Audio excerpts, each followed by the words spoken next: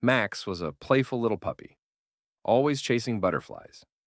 Coco, a quiet pup, liked watching clouds. One rainy day, Max slipped into a muddy puddle. He barked for help, but no one came, until Coco arrived with a stick. She pulled Max out gently. "Thank you," Max said. "I didn't know you were so brave." "I may be quiet," Coco replied, "but friends help each other." From that day on, Max and Coco played, laughed, and stayed together. They were different, but their hearts were the same. Because true friendship means always being there when it matters most.